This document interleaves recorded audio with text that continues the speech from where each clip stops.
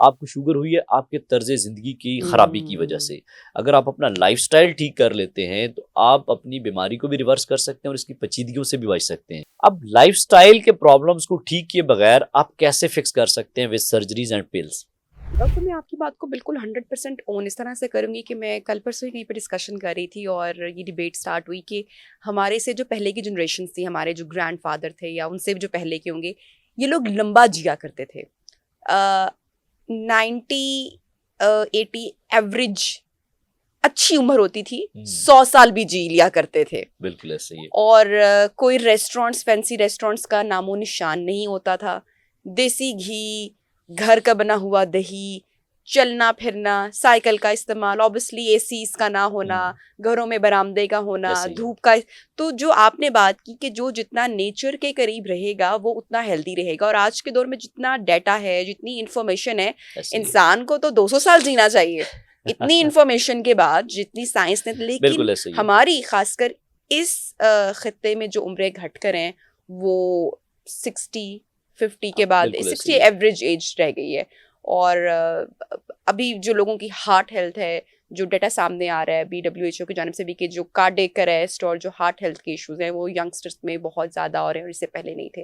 तो that I totally agree कि जो नेचर के जितना करीब रहेगा अब वो देखिए हमारे उतना। पास लोगों को 40-45 साल के बाद बीमारियां तो अब पहले आना स्टार्ट हो गई है ना। फिर 20 साल की उम्र में आपको वो प्रॉब्लम्स आना स्टार्ट हो गए जो 40 साल के बाद आते थे या 50s में आते थे। अब उसकी वजह यही है कि हमारा एक तो डाइट और लाइफस्टाइल इतना ख़राब हो चुका है, सोने जागने का अमल हमारा इतना ख़राब हो चुका है, बच्चों की हैबिट्स इतनी ख़राब हो चुकी हैं, बड़ों की तो उससे भी ज़्यादा हैं। तो वो आपको एट द एंड आपको ये सारे प्रॉब्लम्स सामने आ रहे हैं। अभी हमारे पास जो अभी तो ये अभी पाकिस्तान टॉप ट्रेंड कर रहा है अभी इस टाइम पे। आप यही चीज़ें देखें कि जो आजकल की जो हमारी जनरेशन है, जो उनकी आदत हैं, वो हमें इससे भी कहीं आगे ना ले जाएँ। क्योंकि उनकी जो आदत हैं वो पहले वालों से भी कहीं ज़्यादा ज़्यादा ख़राब है। उनकी जो फूड पांडास की आपने बात की है, फास्ट फूड का इस्तेमाल है, बच्चे घर का तो खाना खाना भूल गए हैं। उनको ज़्यादा बाज़ार का, होटलिंग का, ये चीज़ें उनको डैमेज कर रही हैं कहीं न तो कहीं। ये अगर कहा जाए कि the world has become a mafia, कि एक जानिब बिजनेस हो रहा है एक्चुअली हर तरह से, और जो हम लोग हैं वो सिर्फ अगर ख़रीद रहे हैं तो वो बीमारी है और अपना नुकसान है। सही है। कि एक जानिब जो फूड इंडस्ट्री है वो इस तरह के खाने आ रहे हैं, उसके ऊपर कोई बात नहीं हो रही, कोई बात करता हुआ दिखाई नहीं दे ऐसा रहा ही कि है। ये कितना हार्मफुल है हमारी सेहत के लिए। वो सेल किया जा रहा है, कितना बड़ा बिजनेस है, कितनी बड़ी इंडस्ट्री है। दूसरी जानब हम मेडिसिन को देख लेते हैं, और अभी जिसकी बहुत सारी बात हो रही है ओज़ेम्पिक की, और लोग खुद से भी इसका इस्तेमाल करें, तो जहाँ पे लोग ऐसा लाइफस्टाइल अपना रहे हैं, वहाँ पे दूसरी जगह दूसरी इंडस्ट्री है वो भी ग्रो कर रही है। लेकिन बैलेंस नहीं है कहीं पर भी डॉक्टर साहब। बिल्कुल मैडम आपकी बात बजा है कि हमारे पास इनको मैं माफियाजी कहूँगा। उसकी वजह ये है कि ये ओवरऑल इन्होंने लोगों को बीमार ही करना है। हमारे पास अनफॉर्चुनेटली हम लोग आम जो पेशेंट की बात मैं करूं तो वो समझते हैं कि ये दवाइयां ही हमारी यानी कि पिल है वो हमें फिक्स करेगी। वो लाइफस्टाइल की जो कमियां हैं, किसी को शुगर होती है तो मैं ये नहीं कहता कि आपको शुगर हुई थी मेटफॉर्मिन की कमी की वजह से, जो शुगर की पहले नंबर की दवाई होती है ग्लूकोफेज के नाम से आती है। तो आपको इससे नहीं, आपको कमी की वजह से शुगर नहीं हुई, आपको शुगर हुई है आपके तर्ज ज़िंदगी की ख़राबी की वजह से। अगर आप अपना लाइफस्टाइल ठीक कर लेते हैं तो आप अपनी बीमारी को भी रिवर्स कर सकते हैं और इसकी पेचीदगियों से भी बच सकते हैं। इन अदर एंड आप अगर दवाई को प्रायोरिटी देते हैं, दवाई से स्टार्ट लेते हैं, ठीक है आप थोड़ा टाइम के लिए दवाई लें, अपने लाइफस्टाइल को ठीक करें, फिर दवाई से हट जाएं, वो डॉक्टर की सुपरविजन में आप करें सारे काम। लेकिन अगर आप अपनी दवाई वाली प्रायोरिटी रखते हैं और लाइफस्टाइल वैसे ही रखते हैं तो ये दवाई बेबस हो जाएगी। जो होता है ऐसे ही है कि आप एक टैबलेट से स्टार्ट करते हैं, फिर वो बढ़ती जाती है, 500 से स्टार्ट हुई है मिसाल के तौर पे, तो कुछ महीनों बाद वो 1000 से 2000 पे हो जाएगी, साथ में इंसुलिन आ जाएगी, बाकी प्रॉब्लम्स बढ़ जाएंगे। इसी तरह ओज़ेम्पिक के हवाले से मैं बात करूँ तो ओज़ेम्पिक को बेसिकली मैजिक ड्रग लोग समझते हैं। स्पेशली कुछ हमारे जो सेलिब्रिटीज़ हैं उनके इस्तेमाल की वजह से इन दवाइयों को ज़्यादा प्रमोशन मिल जाती है। वो समझते हैं कि शायद ये सपोज़ हमारा मोटापा है तो ये दवाई फिक्स कर देगी। अनफॉर्चुनेटली इस ओज़ेम्पिक के इतने साइड इफ़ेक्ट्स हैं और इतने हॉरिबल साइड इफ़ेक्ट्स हैं उन पेशेंट्स में स्पेशली जो यूज़ करते हैं। एक तो आपका ये मसल लॉस बहुत ज़्यादा करवाती है। सपोज़ आपने वेट लॉस कर लिया, साथ में आपका मसल लॉस ही चला गया, तो आपका उस वेट लॉस का तो कोई फ़ायदा नहीं। दूसरा ये कि आप वेट लॉस करते हैं जब तक आप ये यूज़ कर रहे हैं, जैसे आपने छोड़ना है क्योंकि आपने डाइटरी हैबिट्स तो ठीक की नहीं अपनी, तो आपका फिर वही गेन हो जाना है। दूसरे नंबर पे ड्रॉबैक्स ये हैं कि ये अंतड़ियों को ब्लॉक करती है, आपके मैदे को ब्लॉक करती है। कई पेशेंट्स इंटेस्टाइनल ऑब्स्ट्रक्शन के साथ, यानी कि जो अंतड़ियों की ब्लॉकेज वाला प्रोसेस है, इमरजेंसीज में पाए जाते हैं। फिर उनकी लेप्रोटमीज यानी पेट को खोला जाता है, सर्जरीज होती हैं, स्टमक में उल्टी, मतली, गैस, सफारे, ये प्रॉब्लम्स इसके साथ आते हैं।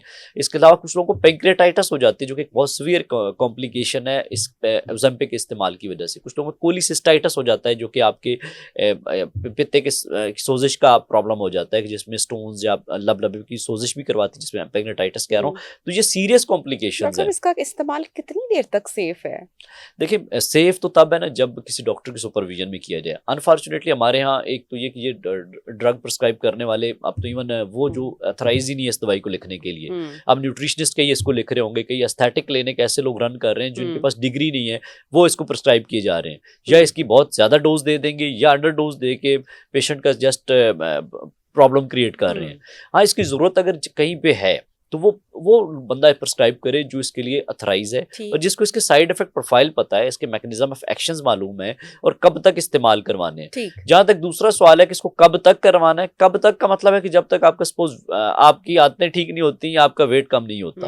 अब वो मेरे पास ऐसे लोग भी आते हैं जो इसकी एडवांस फॉर्म है, वो मंजारो है जी, जो इससे भी एडवांस फॉर्म है, जो बाहर का ब्रांड है, टिर्ज़ापेटाइड उसका फार्मूला है, वो भी यूज़ कर रहे होते हैं। अमेरिका से, कनाडा से जो पेशेंट्स आते हैं मेरे पास ऑनलाइन, तो उनका वेट नहीं कम हो रहा होता। उसकी रीज़न ये कि उन्होंने अपना डाइट ही नहीं ठीक की, लाइफस्टाइल ही नहीं ठीक किया, और इस इंजेक्शन कोई फ़ायदा नहीं है। इसी तरह बैरिएट्रिक सर्जरी है, बैरिएट्रिक सर्जरी को भी समझा जाता है कि ये भी कोई मैजिक है। लाइक जिन लोगों का वेट बहुत ज़्यादा है वो समझते हैं जी बैरिएट्रिक करवा लें।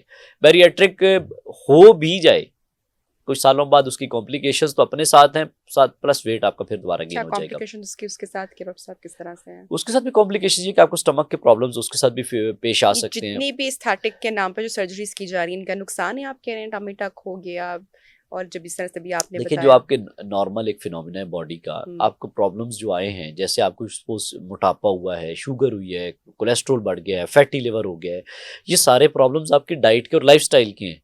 अब लाइफस्टाइल के प्रॉब्लम्स को ठीक किए बगैर आप कैसे फिक्स कर सकते हैं विद सर्जरीज एंड पिल्स? ये बहुत बड़ा क्वेश्चन मार्क है उन लोगों के लिए जो हर चीज को समझते हैं कि दवाइयों से प्लस सर्जरी से हमने फिक्स करना है। सपोज किसी को अपेंडिसाइटिस हो गया है, अपेंडिक्स की इन्फ्लेमेशन हो गई है, अपेंडिक्स निकालनी है, वो तो सर्जरी की जरूरत है वहां पे। या किसी की इंटेस्टाइन ब्लॉक होगी, वहां तो जरूरत है। जो अननेसेसरी आप छेड़खानी कर रहे हैं और एक नेचर की जो एक चीज बनी हुई है उसको छेड़खानी कर रहे हैं, तो उसके साइड इफेक्ट आपको कहीं ना कहीं फेस करने पड़ जाएंगे।